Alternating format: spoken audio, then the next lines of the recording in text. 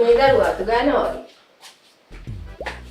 අන්න මම අර රෙදි ටික හොදන්න දාලා ආවා. ඕක ඉවර කරලා ඒකත් හොදා. වොෂින් මැෂින් එකේ රෙදි හේදුවොත් එහෙම එන ලයිට් බිල ගන්න මගේ කොල්ලට තව රස්සාවක් කරන්න වෙනවා. හරි හරි අම්මේ. මං අතේම හොදන්නම් ඔය ටික. මේ පිටිපස්සේ දර කොටයක් ඇති.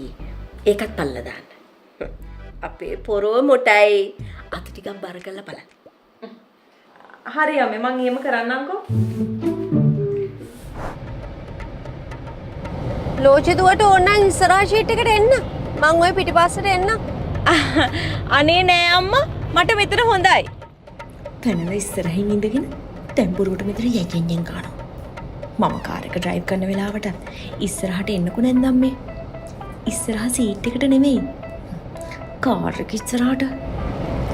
බලන්න පුතා අපේ පවුලට මේ වගේ දැරිවියෙක් ලැබිච්ච එක.